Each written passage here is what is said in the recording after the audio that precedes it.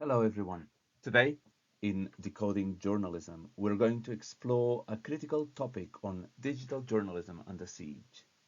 Over the next minutes, we will be unpacking a phenomenon that is often discussed in fragments and in parts, but rarely viewed as a whole: the siege of digital journalism today. We know that journalism isn't just a business or a set of skills, it is a way of knowing the world. Today, we'll look at how that way of knowing our epistemology is being disrupted. We aren't just talking about a decline in print ads, we are talking about a fundamental shift in how power interacts with truth.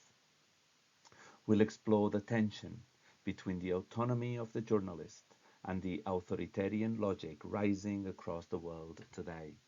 Let's start by defining a little bit of that battlefield. Please check in.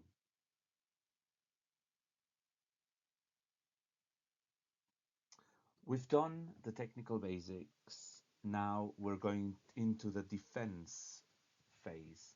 We're looking at the preservation of academic and journalistic freedom as a single intertwined struggle.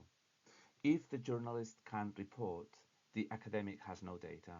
If the academic can't analyze, the journalist has no context. Let's address the elephant in the room, the digital paradox. In the 90s and the early 2000s, we were all techno optimists. We thought the internet would be the great democratizer. We believed that by removing the gatekeepers, we would usher in a golden age of transparency and participation and access. But here is the paradox. The very tools that allow a whistleblower to leak a document to a global audience are the same tools that allow a state-sponsored troll farm to drown that leak in a sea of noise. We lowered the cost of entry, but in doing so, we also lowered the cost of deception. We are now in a space where public knowledge, once the bedrock of democracy, is routinely clashing with authoritarian logic that doesn't want to win an argument but simply wants to destroy the concept of truth entirely. It's not just a siege of the newsroom, it's a siege of the mind. To understand the siege, we have to understand the terrain. The ecosystem hasn't just changed, it has morphed into something unrecognizable from the 20th century model. We've moved from media to platforms. Everything has been digitized. Yes, but more importantly, it has been atomized. Content is no longer a package like a newspapers or a nightly broadcast. It's a stream of data points. This creates a hybrid system. Traditional media, like broadcasting, aren't just going online. They are fighting for space on platforms that they don't own. They are tenants on land owned by Google, Meta, and the likes.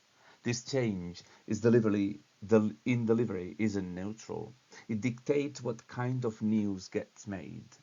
If the pipes reward speed over accuracy, the journalism in those pipes will inevitably change. So let's be fair, the democratizing potential is real. We've seen the blurring of lines between producers and consumers, what Bruns called producage. This has given a platform to diverse voices that were historically ignored by elite, white, Western media outlets. We have rapid global access. We can see live footage from a protest in a country half a world away in real time. We've seen the rise of hyper-local media filling news deserts. These are wins. But as experts, we have to ask at what cost. Is a diverse voice truly heard if it is buried by an algorithm that prioritizes outrage?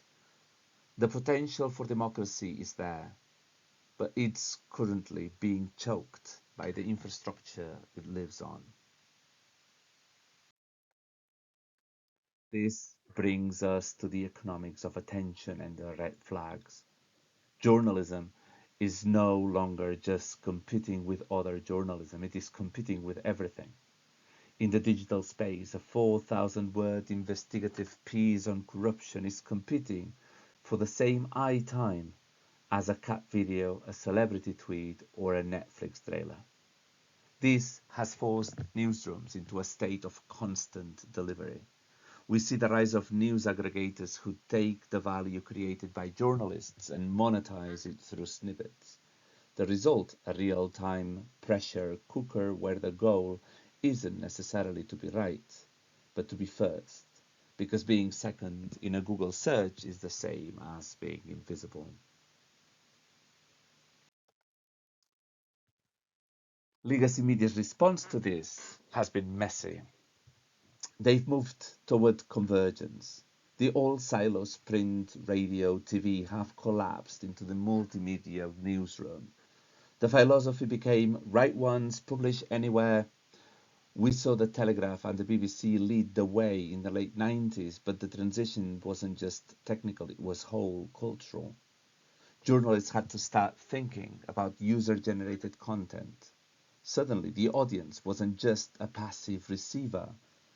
They were a source, a critic, and a distributor all at once. This sounds great in theory, but in practice, it often led to newsrooms chasing clicks rather than chasing prominent, relevant, critical stories. Because the environment has changed, journalists have changed too. A journalist today is part coder, part marketer, part data analyst. We talked about CEO, HTML, and Mojo as mobile journalism. But look at the deeper shift.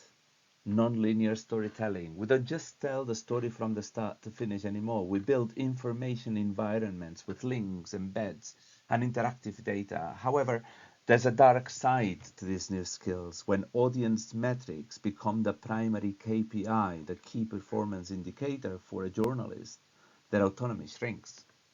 If a reporter knows that a story on the housing crisis won't get the numbers that a story on a TikTok trend will, they are subtly or overly pressured to pivot. The skill of the modern journalist is increasingly about navigating the algorithm, not just as it was, the archives and the critical sides of it. Now we get to the core of the siege.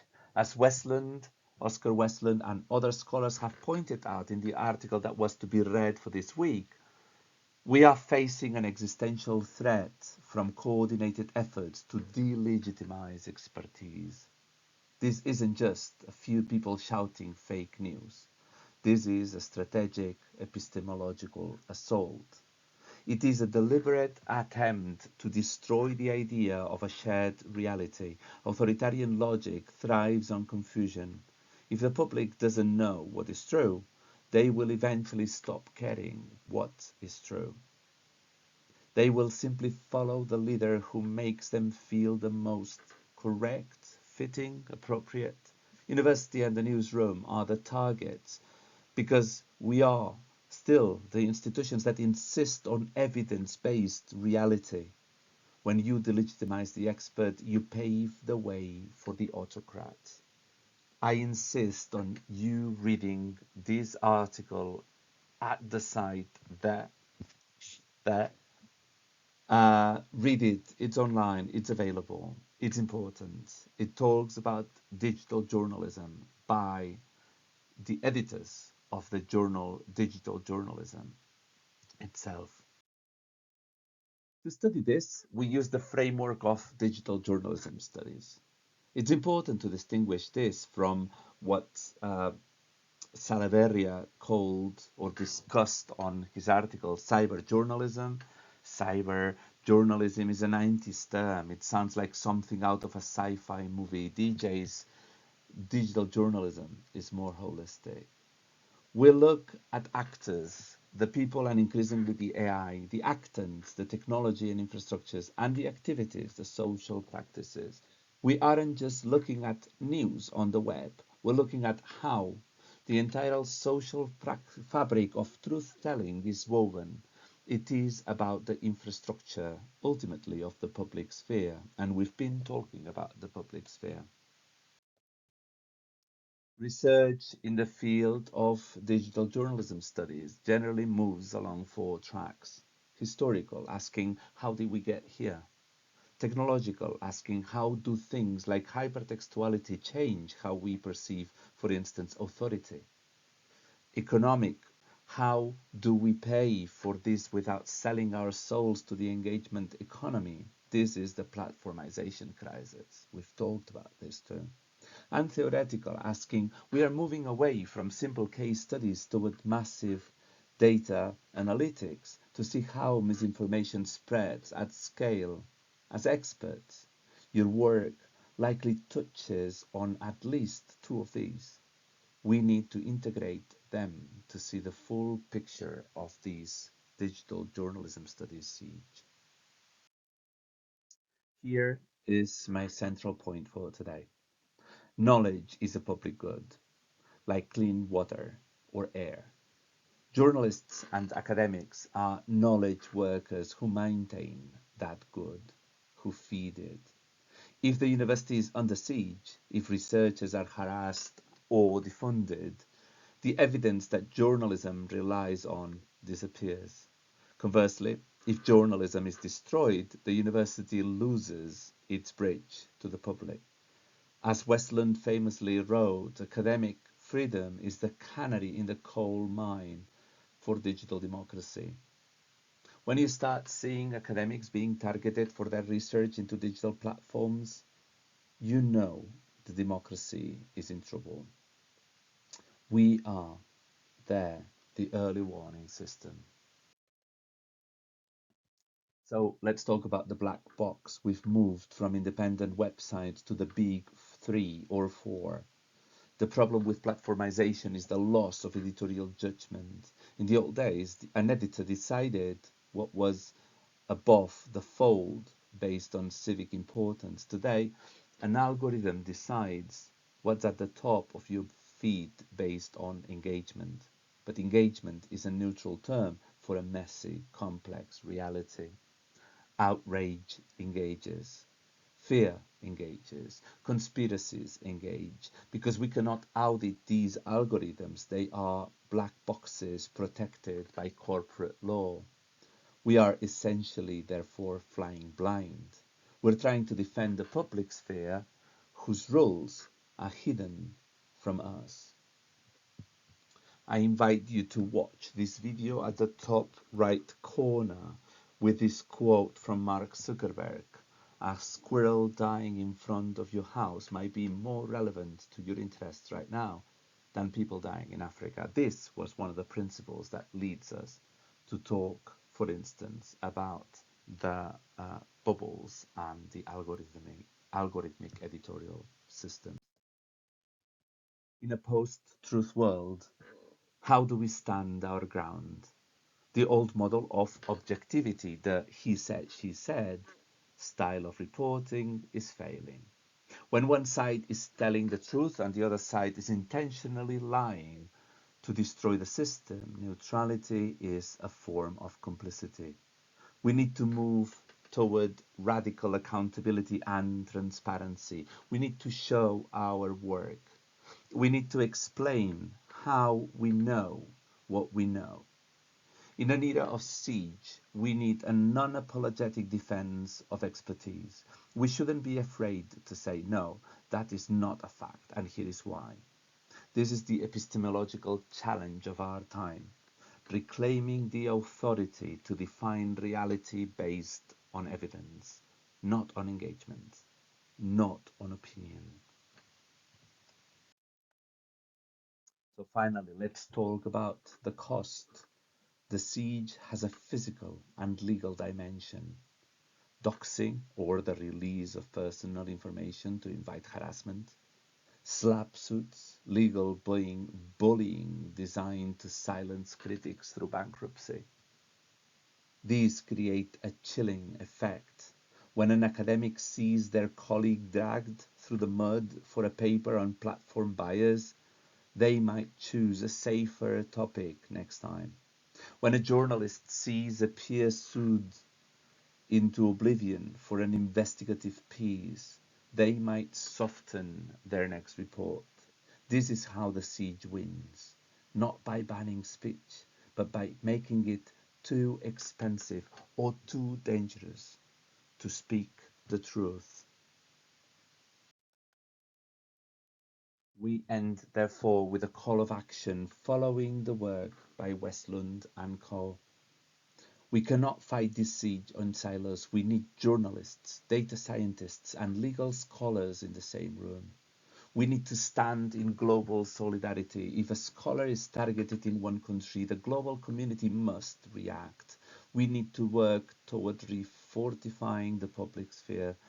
This means building non-commercial spaces, publicly funded or cooperative digital platforms that don't rely on the outrage algorithm. Ultimately, defending digital journalism studies is about defending the right to know. It's about ensuring that in 50 years, people can still look back and find a record of what actually happened, not just what the algorithm wanted them to see. Thank you.